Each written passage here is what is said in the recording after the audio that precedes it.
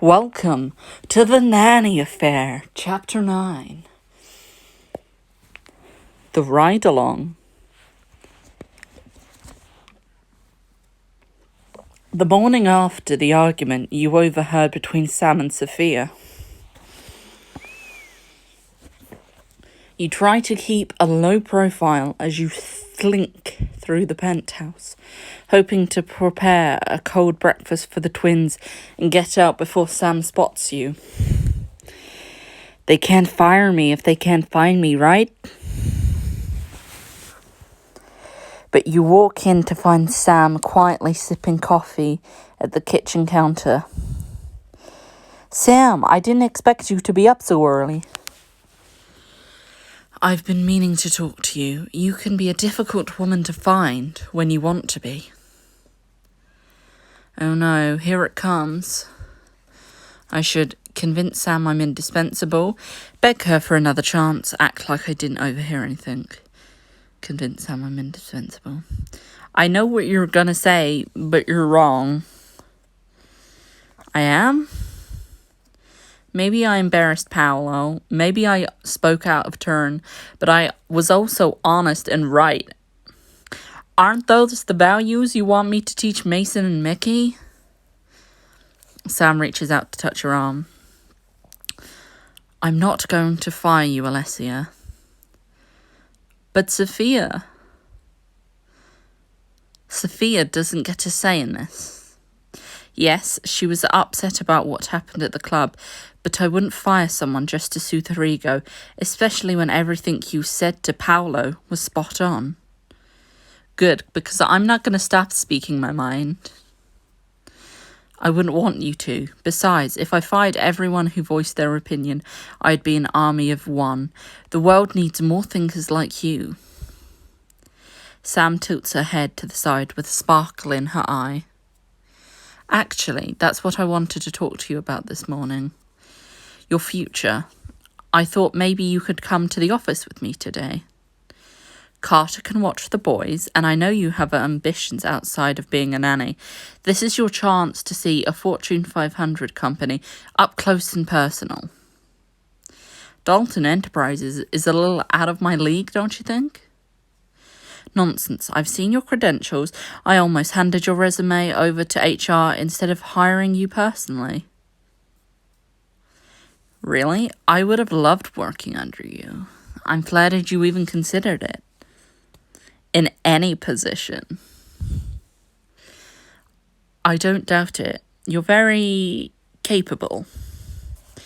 Thank you, Sam. Or should I call you Miss Dalton again today? Sam is fine. Now, do you want to tell the boys, or should I? Not long after, you arrive at Dalton Enterprises with Sam, heads turn as you pass by with her. Good morning, Miss Dalton. I made a submission to the patent folder whenever you have a moment to review.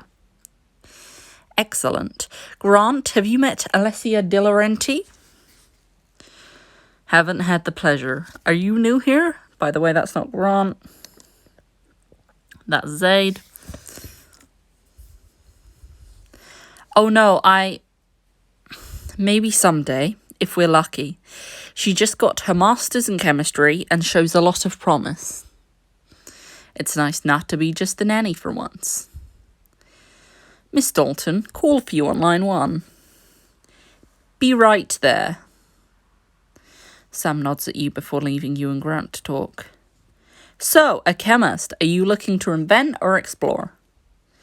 I see myself in charge one day, inventing in a lab, exploring through studies, inventing. The world is constantly changing, and I want to be a part of that.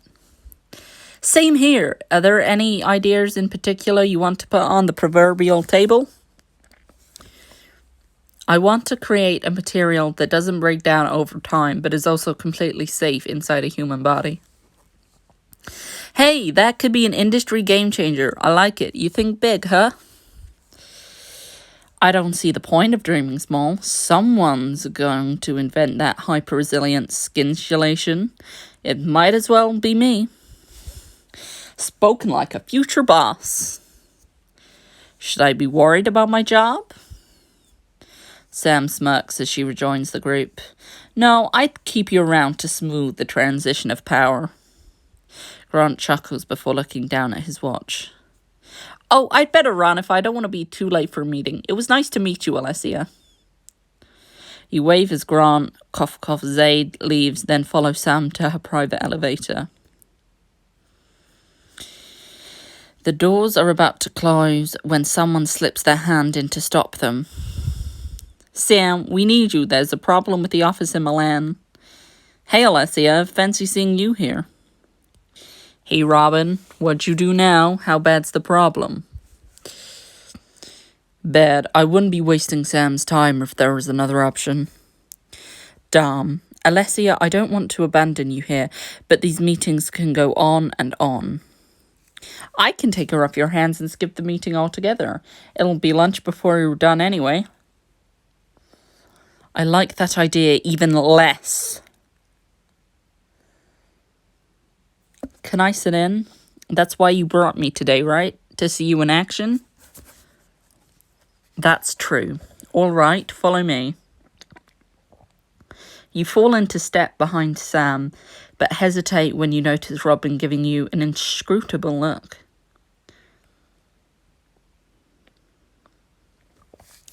Sam walks to the front of the conference room as Robin pulls up the video call with the Milan office. Take a seat at the table, sit in the back of the room. You slip into the back of the room and try to stay as far out of the way as possible. After a brief delay, a man pops up onto the big screen in the room. Signora Dalton, c'è un grosso problema qui. In inglese, per favore, Luca. Non tutti che parlano italiano. We've had a security breach. Several files were lifted onto a jump drive. We think it was a former employee. The suspect was last seen in Lab C. The executives around you start to murmur at the news. Suspect? Luke has always had a flair for the dramatic. Our customer DNA profiles are in that database. If the data gets out, it'll be the most catastrophic violation of privacy in our lifetime. Our stock is going to plummet. Our stock? What about the millions of customers who trusted us? Sam closes her eyes and takes a deep breath. You glance over at Robin. Is this really as bad as it seems? Worse, probably. Luca, how did a former employee even have access to those files? That was my fault, Miss Dalton. I lost my temper and gave him immediate notice instead of following our usual protocol. I'm sorry. Sam holds up her hand and Luca stops talking. Seal off the complex and tell security to do a thorough search, building by building, then alert the police. Call me as soon as it's done. Your job is on the line here, Luca. Sam disconnects the call, then turns to the rest of you. Fiona, follow up with the Milan office in an hour. David, I'm going to need projections on the impact of the breach. You've got it, boss. Robin, write up a press release. You've always been good at getting people who should be mad at you to calm down. It is one of my many talents. Sam's cell phone starts to buzz and she sighs. It's my father. I have to take this. Sam steps outside to take the call and the other executives turn to you. The woman waves you closer. What are you doing way back there? Come join us. I don't believe we've met. I'm Fiona Watson, Chief Financial Officer. This is David Herschel, Head of Marketing. Alessia De Laurenti. So, I see you got the job. Oh, right, David was at my nanny interview. I did get the job. And I heard the Alethea marketing went well. After you decided to take my advice, that is. That was only one part of it. Oh, you're that Alessia. That explains a lot. It does? Don't worry about David. He's always grumpy right before lunch. David opens his mouth to retort, but before he can say anything, the receptionist interrupts. Miss De Laurenti, Miss Dalton requested that you meet her in her office. I can take you there now. No need, I remember how to get there, thank you. You say goodbye to the others, then make your way up to Sam's office. You knock on the door, then peek your head inside. Sam is still on the phone, but waves you in. I'll update you again when there is an update, Dad. You know everything I do, I promise. Sam rolls her eyes as you slip into one of the seats. You take the opportunity to let your gaze rove over Sam, drinking her in. When you finally reach her face, you're surprised to see her blazing eyes looking right at you. Dad, or I'll call you back. Sam hangs up the phone and turns to you. Sorry about all the excitement. This wasn't exactly what I had in mind when I invited you to the office. No need to apologise. Besides, it's been kind of thrilling to see you in action. I like the way you take charge. Sam's eyes flash, and it's all you can do to hold her gaze. Good to know. Sam clears her throat. It seems you're quite the hit around the office already. I am? Everyone is so curious about you. I blame Grant. Well, that and the fact I've been so busy, I haven't been able to give you a proper tour, but I've booked the labs for this afternoon to make sure we have them all to ourselves. Really? That's amazing. Thank you. You're very welcome, although... What? I'm an impatient woman, Alessia. I'm not sure I can wait to get you that long. What did you have in mind? We could have lunch together, away from the prying eyes of my employees. Honestly, after the morning I've had, I could really use the break from the office. What do you say? I say no because it doesn't have an effect on the story. I was kind of thinking lunch would be a good time to network. That's true. You can network with me anytime. And honestly, I like Sam, but she's not one of my fave allies. So I'll show you to the cafeteria. Most of the executives don't eat there, but you get a better sense of what it's really like to work here. I'd say she's like a middle Elite because she hasn't worked her way up there yet. For example, I absolutely detested Maya Dixon, who I even named Becky out of spite because she was a basic white girl. And now I am her simp, so feelings change, people change. I'm sure she'll be one of my faves soon, but for now, she's middle near the top. You follow Sam down to the first floor to enjoy a quick lunch.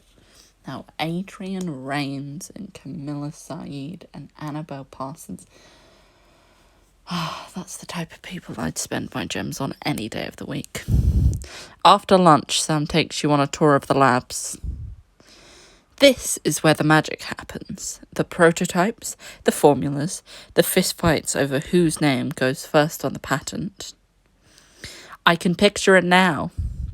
Sam leads you to a table with several pieces of hardware you've never seen, including a set of miniature robotic arms. That is dope! This is my favourite part of our new line. Granted, it's got some kinks to work out. Kinks. Sam slips on a pair of snug beige rubber gloves and clenches her fists. The tiny robotic arms on the table clench their fists too. Whoa, I can't decide if you're a mad scientist or if the tiny robot is too cute for words. Are those the only options? Cute or crazy, more often than you think. Sam shows off some of the other features of the miniature robot, but nothing captures your attention like her. I've never seen you so nerdy, passionate, sexy. I think it's only sexy if you find science sexy. Trust me, you're not just sexy to nerds, but maybe you're the sexiest woman alive to nerds. I can live with that title. So, if you're in line for a promotion to CEO, will you have to leave all this? The lab? Sam's eyes grow distant and she slowly peels the gloves off. Unfortunately, yes. I'm not looking forward to that part, but I've been wanting to lead Dalton Enterprises for a long time. It's my namesake. Even if it's not easy to let go of what I love, sometimes you have to. You lean back against one of the empty lab stations, taking in Sam's every reaction. Her eyes, full of hurt, watch you longingly. Why is your dad hanging on to the title of CEO anyway? He's not even here today. He's easing his way into retirement, but it's hard for him to let go, especially given my so-called wild youth before the boys. And then, as a widow, I think he saw me as a liability, too fragile, adrift. It's taken so long to finally earn his trust, prove to him that I'm a reliable woman. You reach out to take Sam's hand, but she holds out the gloves to you instead. Anyway, why don't you try it now? You sigh internally, feeling Sam pull away from you again, but step forward to slip on the gloves. Okay, this is really cool. I should flip the bird, do finger guns, blow Sam a kiss. If you know me, you know finger guns are my signature. Pew, pew, pew! Pew, pew, pew! You try to shoot your finger guns, but the tiny robotic fingers get halfway there and then freeze up and then fall over. Crap, did I break it? We built it to be more resilient than that. Here, try it like this. You have to go slowly, gently. Sam resets the robot, then steps behind you. She runs her hands along your arms until they rest over yours. You're acutely aware of her presence, her heat. Sam leans in, her lips brushing the edge of your ear as she whispers. Go too fast and the whole system shorts out. You turn in her arms and find yourself face to face. Sam. Your breath catches in your throat as you realise just how close she is, how much closer you want her to be, how much easier it would be to reach out and... Oh, but no, she's not a homewrecker. You shake your head and pull away. We can't. Not here. This is your place of... A buzz sounds outside the lab. The two of you spring apart immediately, wide-eyed and flushed. Robin strolls into the lab, holding a phone to her ear. She should be just in here. Robin, what a pleasant surprise. What are you doing here? Robin cocks her head to the side, giving you both an all-too-knowing look. Sophia, I'm going to have to call you back. Dun dun dun! Caught kind of red-handed, but not really red-handed because they didn't do anything but flirt and do nothing about the sexual tension that was clearly facing them in the room. Still, not cheating. So now, how are you guys feeling about Sam and Alessia? Is that a ship or is that a trip? Let me know what you think. Stay frosty, puppies.